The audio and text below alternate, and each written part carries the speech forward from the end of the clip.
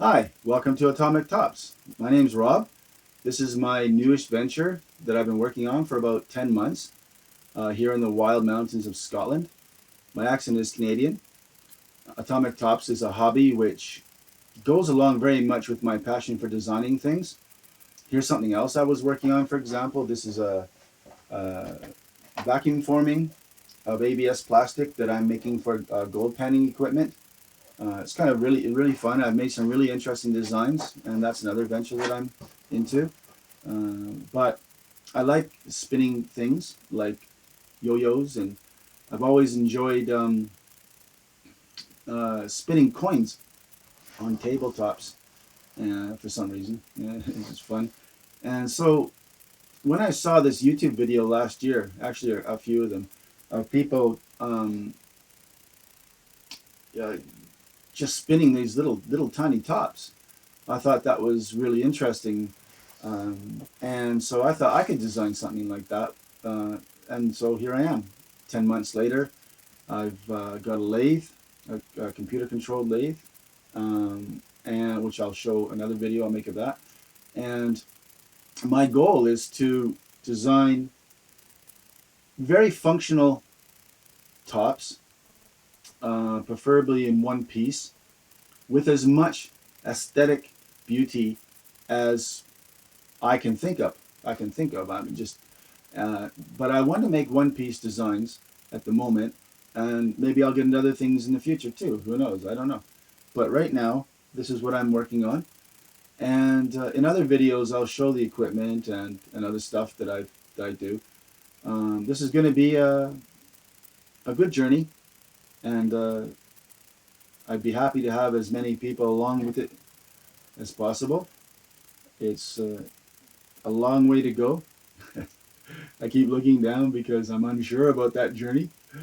But I can be a pretty stubborn person, and I'm going to do this. Um, so I'm learning a lot by being on a few different forums for tops.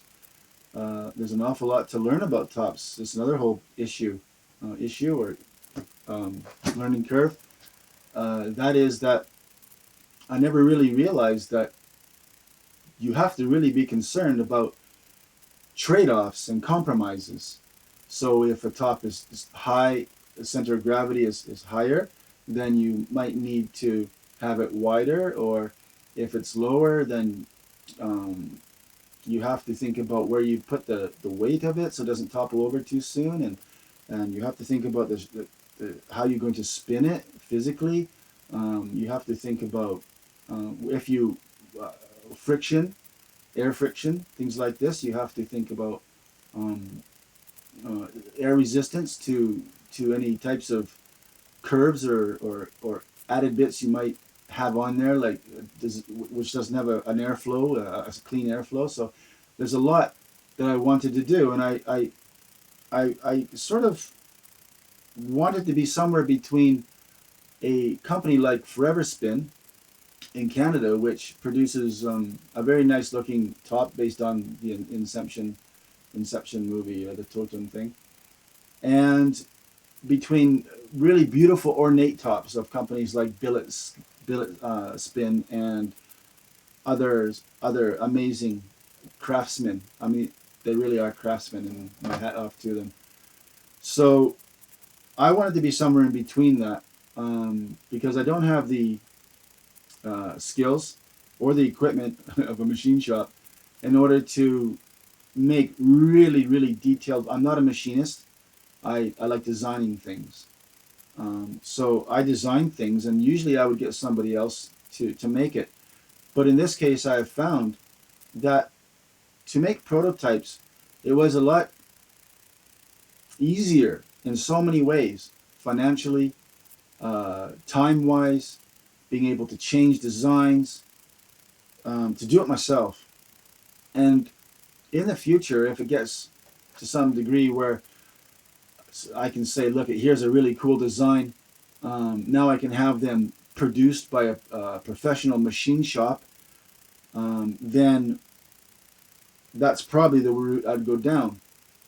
But I'm really enjoying making these. I've even started to learn how to do something on my lathe here. It's next to me. called graving, which is turning the metal by hand, holding the tool. That's another adventure I'd get into. But these kind of things take a long time to hand tool or hand carve something with a hand tool. So I really want to go down the route of CNC. So what I was hoping to achieve is to make ornate, aesthetically beautiful, is in my opinion anyways, tops. Like I said, it's always a trade-off with performance and design. If you start putting too much design into something, you could lose something like performance. In other words, performance means spin times. So I'm not going to make tops just for the maximum spin time. If I wanted to do that, there's a lot of little tricks that you can use to just to make a long spinning top. However, I always believe you should compare like for like. You're not going to be able to compare a really beautifully ornate top with lots of multi-components, especially pieces that are sticking out, curves that are going on the opposite direction to the or against the flow of the air. It's not going to spin as long as something which is probably very plain but extremely functional. So, bearing this in mind, my idea is to try and create functional beauty. That's really what I want to do, functional beauty. And some of my designs probably won't spin for gram of weight. I could make another top which is spin a lot longer. And other people can make tops which can spin a lot longer. But if you start putting in the designs, then you have a trade-off. It's always a trade-off. So I've decided my niche is going to be one-piece designs with, for various reasons. I just want to go back. I'll go back on that for a second. One-piece designs because if you have a multi-piece design, as I've written on my website, if you have a multi-piece design, how are you going to fix it if it goes wrong? If the stator or the shaft goes out of line, the stem, because it's press fit, how are you going to fix it? Because tops need to be extremely well balanced in order to have good functionality. If the tip breaks, like it's a ruby tip and you drop it on something, it just chips, that's it, you're finished. It's not going to spin anymore and you can't fix it unless you send it back, get a new. A bearing, what happens when it wears down? How are you going to round it off again so it's nice and perfectly round again? See, it's okay if you're buying an ornate top to stick in a showcase. If you put it in a showcase, they're beautiful. I admit that. Maybe spin it even once in a while, carefully. But that's not my thing. I'm more into playing with the tops. I want to actually spin them multiple times and be able to fix it if it goes wrong. So what's the way to do that? Make it in one piece. If the tip starts to wear down to the point where it's no longer giving any, the result that you want, you can simply maybe put it into a little electric screwdriver or maybe a small drill carefully and tighten it up. Maybe put some paper around it. It just doesn't have to be centered perfectly, because what you're going to do is just spin it very slowly, and with maybe a little emery cloth, very, very, very, very, very fine grit emery cloth, like 1600 or something like that, you could just true up the point. So now you got a sharp, practically brand new top again. And so there's many considerations. I do want to try and make tops in various materials. I'm starting with, like I showed you, the brass at the moment. Actually, I started with this plastic. This is HDP 20 mil plastic. I started with that, but you can see a video on there of one of my designs. Yeah, one or two, anyways. And I started with that. I've got brass. I would like to get into tungsten and possibly bronze.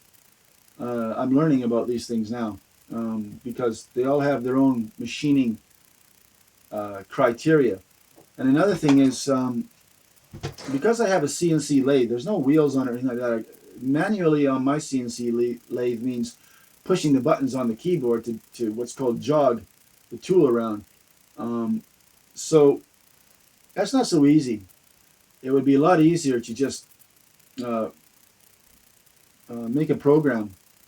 It's called G code through either a 2D CAD and CAM program or the wizards that come with what's called Mach 3 on my machine. I'll make another video of that sort of thing. But it would be a lot easier to make the G code and make this lathe, I'm pointing down here because it's down below me, to make this lathe run um, automatically. But the problem is the learning curve. I didn't know anything about CNC, so it's a big learning curve for me. Like I said, I've been doing this for 10 months. Only the last few weeks I've made my first tops, and that was manually, so to speak, pushing the buttons. So I have a lot to learn, and that's why I think this is going to be a really cool journey. And I just wanted to put a face to Atomic Tops.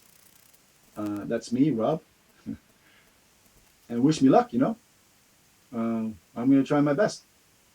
Uh, I just what another story quickly. I got an Instagram.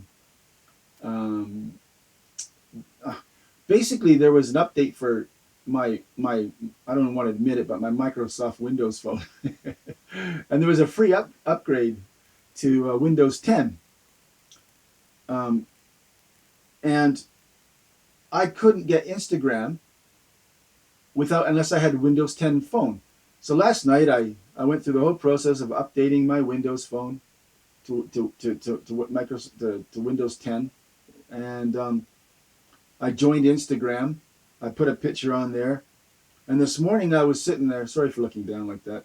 Uh, this morning when I was just sitting there looking at checking my email and stuff, I heard this little ding ding noise on my phone, and I looked at it. It says, "You have one follower."